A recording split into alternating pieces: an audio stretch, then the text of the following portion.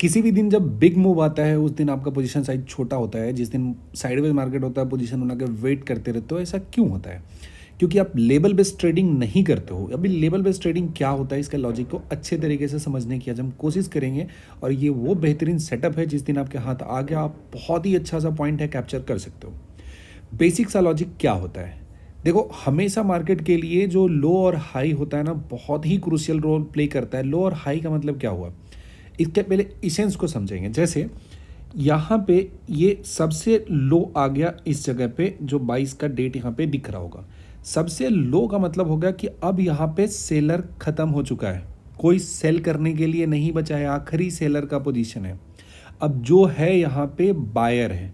अब बायर आया, खरीदा खरीदा खरीदा खरीदा खरीदा, खरीदते खरीदते यहाँ ले गया और यहाँ नहीं, इनफैक्ट इसको इस जगह पे ले गया। यहाँ पे ये वो पॉइंट है जहाँ पे अब बायर ख़त्म हो चुका है, पूरी तरह से एग्जॉस्ट हो चुका है।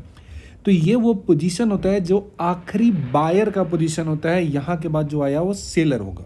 तो हाई और लो का लॉजिक समझे। एकदम बॉटम में जब पहुँच जाते हो, जब एकदम लो हो गया, मतलब अब कोई बेचने को तैयार नहीं है, अब जो है खरीदने के लिए है। और एकदम हाई चला गया, इसका मतलब कि अब कोई खरीदने को तैयार नहीं है। अब यहाँ से कुछ भी होगा तो बिकवाली होगा, सिर्फ बिकेगा। ये बहुत बेसिक सा पॉइंट है। उम्मीद करते हैं आपको ये बात पहले से पता होगा। नहीं जानते होगे तो कमेंट में ज़रूर लिखिएगा। अब ज़रा ध्यान से सुनिए, मार्केट का लेवल है ज़रा यहाँ पे। इस दिन मार्केट यहाँ पे खुला, यहाँ से चलना स्टार्ट किया और ये एक लेवल हमारा हुआ। इस दिन मार्केट ऐसा ओपन हुआ था। मार्केट डाउन साइड में गया, ठीक है, अच्छी बात है, डाउन साइड में गया और यहाँ तक मार्केट आया, ऐसा ट्रेड किया। लेकिन इसके जस्ट नेक्स्ट डे ध्यान से देख लो, कितना कमाल का बात हो रहा है कि जो मार्केट को ओपनिंग था इसके ऊपर, उसके अगले दिन मार्केट खुला, यहाँ पे नीचे आया, बाइंग ऊपर की तरफ चला गया। सस्टेन नहीं किया क्योंकि पिछले दिन बहुत तगड़ा फॉल आया था, मार्केट फिर फॉल किया। लेकिन अगेन जो उस दिन का ओपनिंग था उसके नीचे थोड़ा सा गया, फिर से बाइंग आ गया।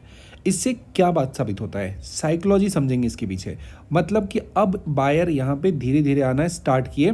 कि पहले जब मार्केट आवर क्लोज था, मार्केट में गैप अप क्यों होता है कि मार्केट क्लोज होने के बाद और ओपन होने के बीच में बहुत सारा ऑर्डर आया होगा और जिनके दिमाग में ऐसा होगा कि मार्केट ऊपर जाएगा, तभी तो उनके ऑर्डर यहाँ पे पंच हुए, जिसकी वजह से मार्केट गैप अप खुला।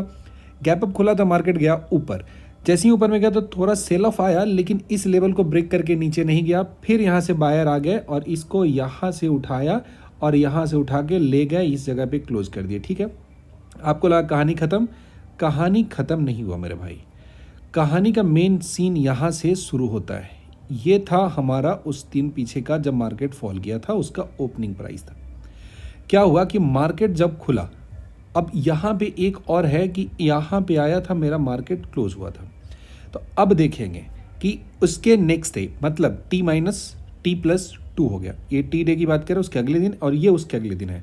तो यहाँ ओपन और क्लोज के नीचे मार्केट खुला है। मतलब कि ये 21 तारीख का जो मार्केट था, इसके क्लोजिंग और ओपनिंग के नीचे मार्केट ओपन हुआ है। ठीक है, लेकिन उसके जस्ट पीछे वाले दिन की अगर बात करें तो इसके ओपनिंग और क्लोजिंग के बीच में मार्केट खुला। मार्केट खुलते ही थोड़ा सा नीचे गया और इस क्लोजिंग के पास तक तो टेस्ट नहीं किया, क्योंकि बाइंग इंटरेस्ट पहले से आ चुका है। यहाँ पे बाइंग आया था, गैप अप मार्केट को ओपन करा दिया। फिर जैसे ही थोड़ा नीचे आया, मार्केट मेरा यहाँ पे बायर एक्टिव हो गए, बाई करने स्टार्ट कर दिए। और जैसे ही इस दिन का जो मेरा ओपनिंग था इस लेवल को क्रॉस किया, तो मार्केट में स्ट्रेंथ आना शुरू हो गया। और इसके बाद देखोगे आप, मार्केट में मेरे को एक अच्छा खासा यहाँ पे रैली यहाँ पे देखने को मिल गया। अगर इसे हम कैप्चर करते तो ठीक ठाक पॉइंट, लगभग 200 पॉइंट का रैली मुझे यहाँ पे मिल जाता। तो लॉजिक क्या था इसके पीछे? लॉजिक ये था कि जो भी आप जस्ट पीछे वाले दिन का ओपनिंग और क्लोजिंग देखते हो, नहीं, 2 दिन के ओपनिंग और क्लोजिंग को देखो। ये दोनों इंपॉर्टेंट हो जाता है हमारे लिए, क्योंकि दरअसल में आप मार्केट खुला बंद हुआ, ये ध्यान से समझो जरा। मार्केट खुला और बंद हुआ, दैट्स अ सेकेंडरी थिंग। लेकिन मार्केट तो ऐसा कंटिन्यूएशन में चल रहा है ना, मार्केट का पूरा पूरा ऑर्डर है। यहाँ गैप हुआ, गैप डाउन हुआ, उतना टाइम तक ट्रेडिंग नहीं हुआ। लेकिन है क्या, एक बाइंग और सेलिंग का पूरा पूरा कहानी है। अब इसमें क्या था कि मार्केट को यहाँ पे गिराते हुए नीचे की तरफ ले गया था, एक पूरे को एक साथ में एक कलेक्शन में देखेंगे ज़रा तो। अब यहाँ से मार्केट यहाँ पे खुला और यहाँ पे हाई तक चला गया। फिर थोड़ा सा और डिटेल में देखेंगे तो मार्केट तो सिंगल डायरेक्शन में चलता नहीं है ना। इसके बाद मार्केट आया खुलते हुए यहाँ नीचे चला गया।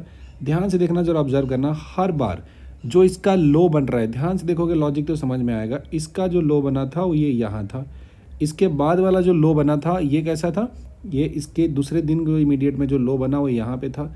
बस उसके नेक्स्ट डे जब इसका ओपनिंग हुआ तो यहाँ पे नीचे गया, लेकिन नीचे जाते ही यहाँ पे हमारे बायर लोग एक्टिवेट हो गए और यहाँ पे मार्केट को पुश कर दिया, ऊपर की तरफ ले गए, क्योंकि उस दिन का जो क्लोजिंग था उसको ये ब्रीच करके नीचे नहीं जा पाया और मेरा मार्केट एक अप साइड में काफ़ी स्ट्रॉन्ग रैली यहाँ पे दिखा दिया और 200 पॉइंट कवर कर लिया।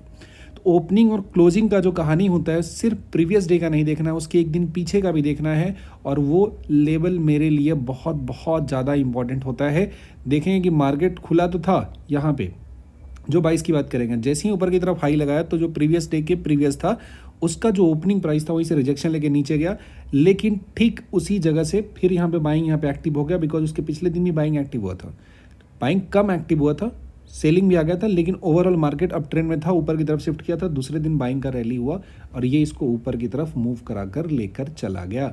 समझ में आ गई बात, कोई कन्फ्यूजन नहीं है। और ज़रा ध्यान से देखोगे और देखो ध्यान से क्या कमाल का है, ये दिन है 19 का ओपनिंग हुआ, इसके अगले दिन 22 के बाद आ जाओ 23 की अगर हम बात करेंगे तो 23 को मार्केट में कुछ ज़्यादा खास मूवमेंट यहाँ पे नहीं हुआ, मार्केट रह गया मेरा साइडवेज।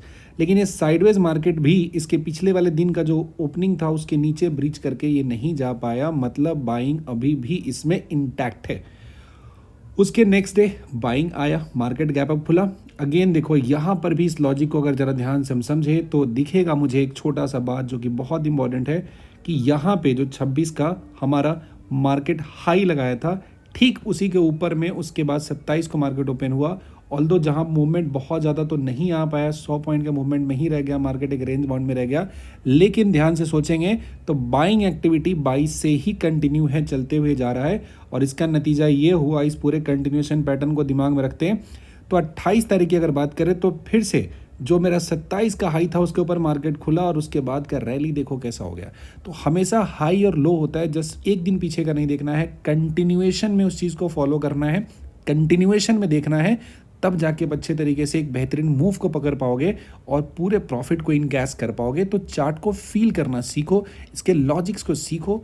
हमेशा ट्रेड में एंट्री एग्जिट नहीं, जस्ट वेट। एक दिन आपको ऐसा मूव मिलेगा ना, महीने में 4-5 मिलेगा कि इतने पैसे कमा लोगे जिसका कोई हिसाब नहीं है। अभी मार्केट में जो इतना गजब का मूव आया था, इसमें अभी फॉल का मूव आ गया था, तो 4 से 5 तो ट्रेड अगर सही से पंच कर लिए तो इतने पैसे हो गए, काम खत्म हो गया। 10 ट्रेड करो, 6 लॉस करके 4 में प्रॉफिट भी बैलेंस करने की क्या जरूरत है। Just wait for your turn. As a buyer आपके अंदर जितना ज़्यादा पेशेंस होगा ना, जितना ज़्यादा पेशेंस होगा उतना ज़्यादा पैसे कमाएंगे। और बायर के तौर पर अगर आपके अंदर हड़बड़ाहट है, पेशेंस नहीं है, मार्केट में दफना दिए जाओगे, जिंदा नहीं बचोगे। तो सीखो चीज़ों को, पेशेंस डेवलप करना सीखो, चार्ट पे प्रैक्टिस करो, फील आनी चाहिए। अगर यहाँ तक आपने देखा है, कंटेंट अच्छा लगा तो कमेंट जरूर कीजिएगा, चैनल सब्सक्राइब कीजिएगा और एक टेलीग्राम चैनल का भी लिंक होगा, ज्वाइन कर लीजिएगा, कुछ ना कुछ फ़ायदा ही होगा। Thank you.